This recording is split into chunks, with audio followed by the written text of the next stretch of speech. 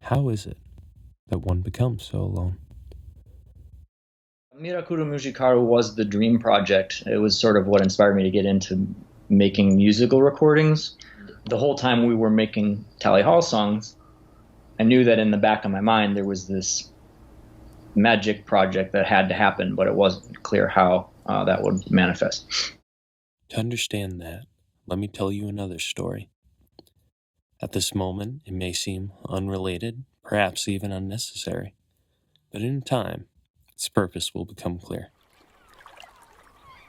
It begins with the Princess Nausicaa, who awoke one morning feeling compelled to make her way down to the shores. Bringing her handmaids, she walked down to the shore, only to find a man wearing nothing save some salvaged kelp to provide what scant decency it could. Believing the strange man to be some god in disguise, she brought him to her father, and together they threw a feast to welcome the stranger, asking only that he grace them with a story. The stranger began a tale of epic proportions, one of a man named Odysseus.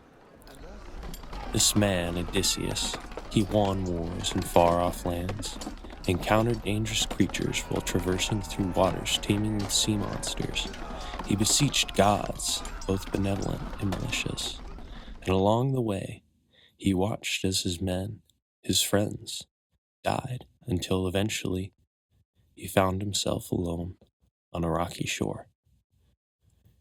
As the story came to a close, the stranger grew solemn and silent. Tears had welled in his eyes, as well as the eyes of those who gathered around him. At this time, the king asked the stranger who he was, though he needed no answer. Weeping, the man spoke. I am the man in this tale. I am Odysseus. Please take a moment to congratulate yourselves.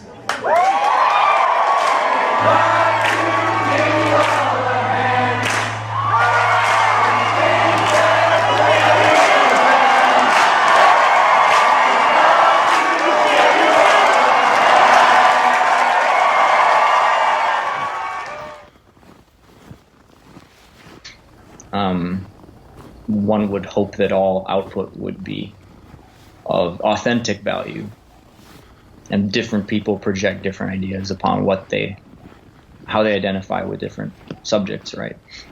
They're also representative of different times in a person's life. They're all kind of autobiographical in a way. Same with screenwriting. Even if I found it in fiction writing and screenwriting, I found I was trying to write fiction, it always turned out to be kind of autobiographical, even if it was unintentional.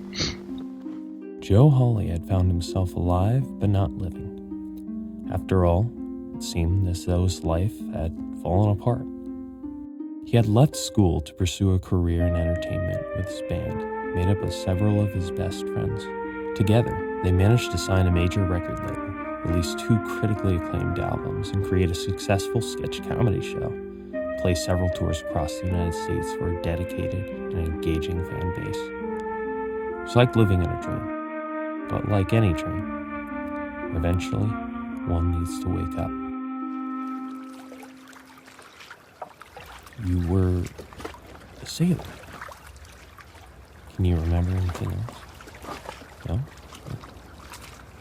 You lost something, or maybe you just got rid of it. You can't quite tell anymore, just that you miss her? That's it. Not something, but someone. You lost someone. You wish you remembered more, but anytime you try to think about it, this bright, painful lights flash in your mind. You stop trying to recall, letting memories fade like forgotten old lore. Instead, looking at your surroundings. The ocean is eerily silent.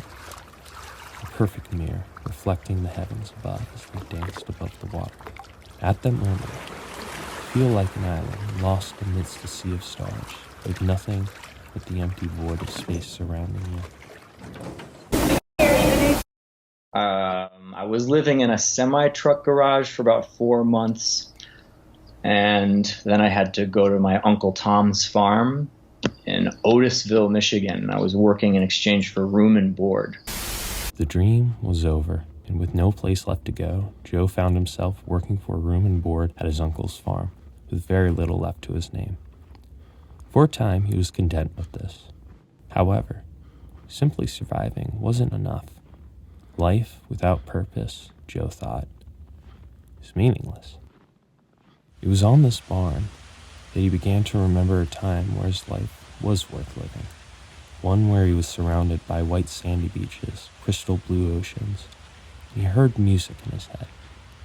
A mysterious music that he knew one day he would need to get out. And so, with nothing better to do, he decided it was time. He had waited long enough. The year of 2012. And fortunately, they had Wi-Fi there. And I thought, well, now's probably the time to start working on this mystery project. I didn't know what to call it. I didn't want it to be about me. So I bought HawaiiParty.com and posted a countdown to 9/11, because I guess to me at the time it seemed sort of like an emergency situation. I didn't want to spend the rest of my life working as a laborer on a farm, although the hospitality was greatly appreciated. You look up. Among the celestial bodies, you notice a single star, shining brighter than the rest. Everything around you seems to fade away like dust, as the star's light descends upon you like a sweeping staircase, spiraling into infinity. Again, you wonder how you came to be in this place. Was it magic? Fate? Perhaps some consequence of your own actions? Soon, deeper questions begin to come to mind.